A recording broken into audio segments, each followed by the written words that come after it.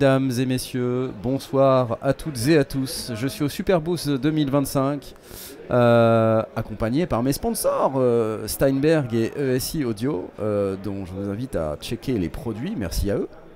Mais je suis chez Trinov. Bonjour Antoine. Salut. Ça va?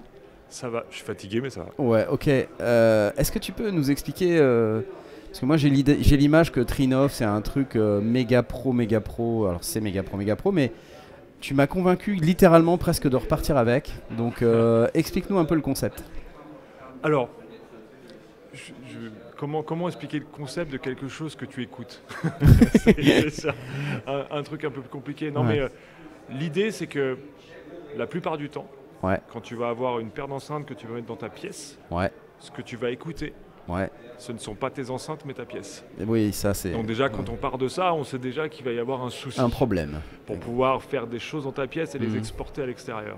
Donc en fait, nous, ce qu'on apporte comme solution avec Trinov, depuis une vingtaine d'années maintenant, c'est de pouvoir justement faire tailler un costume sur mesure, tes enceintes et ta pièce pour qu'elles se fit toutes ensemble. Ok. Donc voilà, c'est ça l'idée. En fait, c'est que tes enceintes puissent être positionnées dans ta pièce correctement et que tu puisses avoir une écoute précise et qu'un travail soit précis, que tu puisses envoyer à l'extérieur sans avoir des doutes. C'est un peu ça l'idée. Avant qu'on démarre cette vidéo, tu m'as invité à m'asseoir au Sweet Spot là, donc je suis bien entouré, j'ai une paire de heads. C'est cool, mais on va en parler juste après des enceintes pour être sûr, mais on est dans une pièce qui est quand même pas extrêmement traitée, c'est un peu, voilà, c'est une pièce quoi. Ok, et en fait il m'a fait tester Antoine le système et puis il m'a dit voilà on a calibré, écoute, effectivement il y a comme une grosse différence, même dans cette pièce là, donc ça veut dire qu'en fait avec le système que vous avez, n'importe quelle pièce, même pas traitée, t'es sûr qu'au Sweet Spot tu vas avoir un truc qui est propre quoi, c'est ça? Bon, je vais pas te dire un truc parfait, mais tu vas avoir quand même quelque chose qui soit correct pour travailler. Par exemple pendant le Covid, j'ai beaucoup d'ingés qui étaient dans leur studio, qui ont été bloqués chez eux ou des choses comme ça, qui ont emmené leur système et qui ont été installés dans une chambre, un salon, même une cuisine, et qui m'appelaient en disant tu peux me faire la calibre, machin, je faisais la calibre. Et le mec, c'est incroyable en fait, je peux travailler chez moi là tout de suite. Donc ça marche avec d'abord le micro pour calibrer. Voilà, il a une tête capsules, incroyable ce micro. Ça correspond à cet endroit. Oui, exactement. Pourquoi un tel micro Alors on va dire 4 capsules pour faire une triangulation un peu, comme un GPS, pour venir capter et localiser ton enceinte dans ta pièce. Et pour en même temps simplifier ton travail de calibration et ne pas avoir plusieurs points à faire et des choses plus rapides. Donc ça c'est pour le micro de mesure, il te sert en théorie une seule fois. Oh non. Non. Ça c'est le truc que tu vois, tout le monde dit un peu la même chose. Ouais, j'ai pas besoin de ce truc là, en fait je me fais une fois puis je le range. Ouais d'accord. Non, moi j'ai tendance à être plutôt refait un peu comme une révision sur ta bagnole quoi. Tu le refais ton niveau d'huile, tu regardes au cas où tu le refais un régulièrement petit coup parce que tu sais pas quoi. S'il y a quelqu'un qui est passé derrière les enceintes, ça fait bouger ou t'as bougé un truc dans la pièce, ou quelqu'un est venu amener un rack. Moi c'est genre ça. Chaque truc que tu vas positionner, si jamais tu es sur une grosse console et que d'un coup pendant toute cette session sur cette console, tu vas passer un gros plexiglas ici parce que tu as un gros truc posé dessus. À ton avis, quels sont les résultats? Évidemment, il va y avoir donc, du coup, vaut mieux recalibrer de façon régulière. Donc ce truc-là est indispensable. D'accord. Oui, alors évidemment. Non mais je n'essayais pas de m'en passer. Enfin, voyons. Non mais voilà, d'accord, ok. Donc j'avais tort en pensant qu'on ne s'en sert qu'une fois. On s'en sert beaucoup régulièrement, d'accord. Et donc l'autre composant dont on a besoin, évidemment, c'est le rack là qui est là. C'est le Nova qui est ici. Voilà, Nova. On a vachement travaillé sur la forme parce qu'avant on avait quand même des 2 U assez imposantes qui rentraient des fois même pas dans des racks. Donc maintenant on a un U sur très peu de profondeur, de l'analogue, du digital, du denté au niveau de communication. D'accord, donc là il y a en face avant il y a un connecteur. Ça c'est pour le micro uniquement. Donc c'est propriétaire. Donc c'est un intercon, mais en fait dedans on utilise un peu de digital et de l'analogue en fait qui vient prendre les capsules, qui alimente le micro d'ailleurs. Ouais d'accord. Donc tout seul via le logiciel, t'as pas besoin de penser à ça du tout. Donc ça c'est pour mettre le micro, le casque, etc. J'imagine que derrière il y a plein de connectiques. Il y a quoi? Donc tu as, on pourrait aller voir cette machine-là, mais tu as de l'entrée analogique. Donc tu as 2 entrées XLR et 4 entrées jack TRS pour faire tes 6 entrées analogues. Tu as 6 sorties analogues en XLR. Après, tu as du digital, donc tu as du SPDIF en optique et en coax. Tu as une sortie aussi en AES pour pouvoir feeder les speakers AES, et tu as du denté, tu peux qui est la nouvelle technologie. En fait, tu peux quand même faire pas mal de trucs. Donc c'est bien. Et alors comment ça marche après? Il y a un logiciel, c'est ça? Ouais, donc en fait c'est pas un logiciel, c'est vraiment l'interface, le soft qui est à l'intérieur de la machine. Ce qu'on installe sur l'ordinateur, c'est une application qui va venir faire bridge, le pont entre... c'est juste comme un VNC en fait. Donc on va venir voir ce qui se passe à l'intérieur de la machine. Parce que cette machine, pour pouvoir l'utiliser, tu as besoin de ton ordinateur, parce qu'elle communique comme ça. Il n'y a pas de sortie vidéo à brancher dessus, en fait, c'est l'ordinateur qui vient faire sa communication. Donc tu as ce soft qui est dessus, et ce soft te permet de faire le contrôle de la machine. Voilà, donc tu as... on a essayé de designer quelque chose de beaucoup plus... friendly, on va dire, parce que avant c'était quand même assez... Oui, je me rappelais, en fait, c'est pour ça que je me disais, oh, ça a quand même réservé à une population un peu d'élite, j'ai envie de te dire. C'était vraiment geek un peu, on va dire, très technique, tu avais besoin de lire bien le manuel pour pouvoir faire ta calibration et de comprendre les étapes. Ça veut dire que là, t'as pas besoin de lire le manuel? Là, je dirais que t'as presque plus besoin de lire le manuel. Tu peux suivre les étapes. Si je te mets, on lance une calibration là tout de suite, tu suis. L'équipe marketing et UX design ont vraiment travaillé sur tout ce qui était information. Tu peux avoir des surbrillances, des choses qui t'informent sur ce qu'il faut faire, les prochaines étapes et tout. Tu peux nous montrer le avant-après de la pièce? Ouais, je peux te montrer ça tout de suite. Regarde. Parce que tu as fait une calibration donc en arrivant au Super Boost, tu m'as dit littéralement ça prend 2 minutes. Relever ça. Et je te montre les graphes. Donc ici, on va mettre les grosses enceintes. Donc voilà. Là, au-dessus, on voit bien le avant, avec la pièce et ses accidents. Donc là, la courbe du dessus, c'est la pièce d'avant, avant la calibration. Et ici, c'est le après. Donc évidemment, on n'est pas dans une pièce traitée, donc on est vraiment dans un hall de gare, disons, en béton, clairement, avec du carrelage par terre. Mais on arrive quand même à avoir cette... sachant que moi-même, parce qu'on a ce qui s'appelle les target curves, j'ai essayé de garder un peu la coloration des heads sans vraiment les dénaturer. D'accord. Donc j'ai gardé ce petit X-over sur le devant, un petit bump à l'arrière, là, sur le bas. Ouais, ok, voilà. Donc en fait, on garde ce truc. Et même si on regarde les nouvelles qu'ils ont fait, les type 5. Donc là, en fait, tu me montrais la courbe pour ces enceintes-là. Et là, maintenant, on regarde pour les petites. Donc on voit la réflexion des petites, qui ressemble quand même aux grosses. Donc, c'est-à-dire que la pièce joue énormément ici sur l'enceinte en elle-même. Et quand on regarde le après, le Trinov a travaillé et a fait son taf de t'aligner un maximum. On a bien aligné. Voilà. Alors, tu me disais que la solution, elle travaille évidemment sur la correction en termes d'énergie et sur chaque fréquence, mais aussi sur la phase. Oui, et c'est ce qui fait notre particularité, je pense, le time alignment.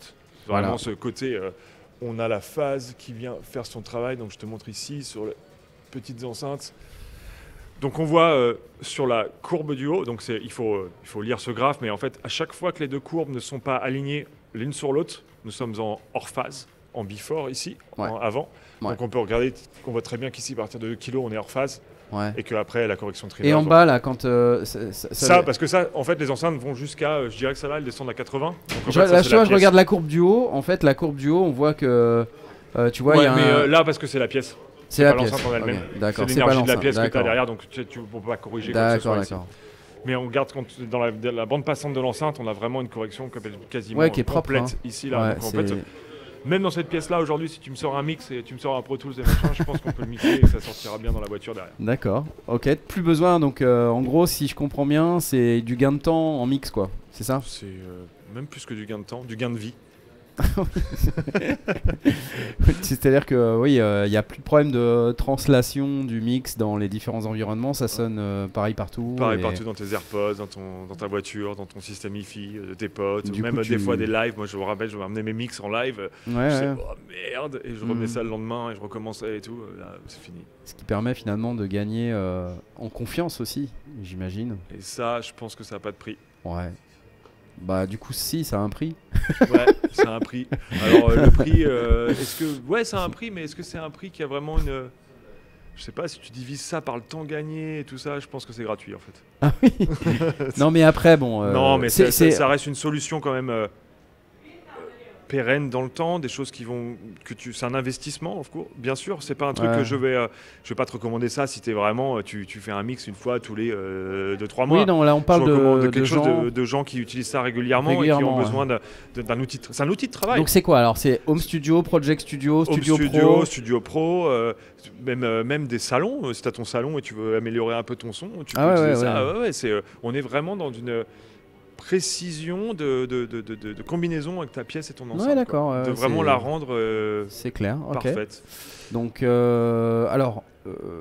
donc la solution, pour être dans le prix, une solution aujourd'hui avec le micro et l'appareil en autour des 4 000 €, quelque chose comme ça. TTC, ouais, quelque chose comme ça. Je sais pas exactement parce que je m'occupe pas de la France, donc mais désolé alors, Alex, mais moi j'ai dit directement quand tu m'as dit ça tout à l'heure, je dis tiens c'est bizarre, je pensais que c'était beaucoup plus cher que ça. Ouais. Bon c'est un prix premium évidemment, hein, c'est pas donné, mais bon ça s'adresse à des gens qui sont sérieux à propos de leur son. Ouais. Et ce que j'ai compris c'est qu'en fait à ce prix-là, tu as une correction sur 2 canaux. Ouais, alors pour essayer, parce que je sais que les gens ils voient ça comme un truc, on essaie de grappiller quelque chose, mais en fait non, on a fait l'inverse. En fait, on a une grosse équipe de R&D qui travaille derrière, donc évidemment il faut payer tous ces gens-là. Donc en fait, pour minimiser le coût de la machine, on s'est dit finalement il y a des gens qui n'ont pas besoin de canaux en plus et qui ont besoin peut-être que juste d'une paire stéréo. Oui, parce que attends, on précise que la solution avant, c'était quoi, 6 canaux, c'est ça? C'était 4 canaux ou un truc comme ça sur la ST2 Pro, oui, qui était 4 canaux fixes. Donc pas possible d'aller au-delà ou d'aller moins en fait. Tu payais pour la totalité du système. Alors que si tu utilises que 2 canaux, bah t'as payé des trucs en plus. Donc l'idée ici, c'est de plutôt s'adapter à ce que tu as besoin, donc du coup s'adapter sur le prix aussi. Donc c'est l'idée là de descendre et de racheter des canaux en upgrade plus tard si tu as besoin. Et il y a peut-être des choses qui vont venir aussi plus tard intéressantes. C'est encore, je dirais que c'est encore un bébé chez Trineuf cette machine parce qu'elle a que 2 ans en fait. D'accord, donc là je peux avoir une correction stéréo sur ma paire d'enceintes. Si j'ai 2 paires d'enceintes, ça se passe comment? Il faut que tu, via un réseau, notre réseau à nous, commander une paire d'enceintes additionnelles. Et en fait, via le réseau, parce que la machine ping sur nos serveurs, pourra dire ok, tu as obtenu une paire d'enceintes, une paire de canaux supplémentaires à débloquer. On envoie un signal à la machine et ça les débloque. Ok. Voilà. Ça peut pas être genre ces 2 canaux simultanés? C'est-à-dire par exemple, c'est des canaux en plus, mais que tu utilises soit l'un soit l'autre. Si tu as 2 paires d'enceintes pour switcher entre deux. En fait, c'est ça. C'est ça. Si tu veux, sinon, je ne veux pas recommander ça, mais si tu as plusieurs presets, tu peux faire plusieurs presets. Ça veut dire que tu peux avoir un preset avec une paire d'enceintes là, et un deuxième preset avec une autre paire d'enceintes sur d'autres sorties. C'est des nombres de canaux sur un seul preset. Nombre de canaux sur un seul preset. Parce que Nova est aussi un contrôleur de monitoring. Avec la remote ici, où tu peux créer ton propre monitoring controller. La remote, elle est incluse? Non, elle n'est pas incluse, c'est une option. Ouais, c'est toujours des options. C'est pareil, parce que beaucoup de gens ont déjà leur monitoring controller. Donc pourquoi les forcer à acheter un monitoring controller en plus? Je comprends, d'accord. Et ce que je vois beaucoup en ce moment, c'est quoi? C'est les gens qui vendent leur monitoring controller pour se dire, finalement, Nova en a un et il est bien en fait. Et donc du coup, ils achètent ça en plus derrière. Je vois. Qui finalement, mis bout à bout, quand tu revends les trucs que tu n'avais plus besoin, parce que j'ai même des clients, c'est super intéressant, des mastering engineers qui, j'irai pas jusqu'à prôner ce truc-là, mais il y a un client qui nous a dit la dernière fois, j'ai découvert Nova, mais en fait... les convertisseurs sont vachement bien. Et du coup, je me suis débarrassé de mon Lavo et en fait, j'utilise pour faire ma conversion. Sachant qu'en plus, c'est denté vers digital, vers analogue. Je m'en sers aussi pour entrer les trucs dans mon ordi, dans mon Pro Tools. Je m'en sers comme monitoring de contrôleur et plus room correction. Et en plus, c'est une audio interface. Ouais. Ça fait plein de trucs. Ça fait plein de trucs. Donc oui, tu as un prix, certains prix que tu payes au départ, mais et puis il y a plein d'évolutions qui arrivent. C'est vraiment un bébé. Chez Trineuf, on est toujours dans l'évolution, la recherche des choses. Et il y a, franchement, il faut jeter un œil sur notre site. Là, on a 2-3 trucs. Là, un truc qui s'appelle Waveforming. Il faut jeter un œil là-dessus. Waveforming. Ouais, voilà. Il faut préciser aussi que c'est fabriqué en France. Tout est fabriqué en France, la R&D est en France, les équipes software, hardware, on est maintenant une 60aine chez Trineuf et plus de la moitié c'est de la R&D, donc on est vraiment une entreprise de recherche audio. Et pas, on n'essaye pas de vendre des trucs, on dit on va vendre des trucs, tiens on va faire un machin, changer la couleur du logo et le vendre 2000 de plus. Non. On crée, on recherche, on innove, voilà, on va plus loin. Vous Trineuf. On Trineuf, exactement, parce que c'est exactement ça. Si tu veux, l'histoire du nom, c'est un peu marrant parce qu'on a l'impression que c'est russe et que ça vient de l'espace ou je sais pas quoi, mais en fait non. Trineuf, ça vient de Tri-Innovation. Parce que les 3 fondateurs, en fait, qui sont toujours là, les fondateurs, ils sont toujours là, à travailler pour la compagnie, sont 3 et en fait, Tri-innovation, voilà. Ok. Trinov, Tri-innovation. Parfait. Eh bien écoute, merci beaucoup. De rien, c'est moi qui te remercie.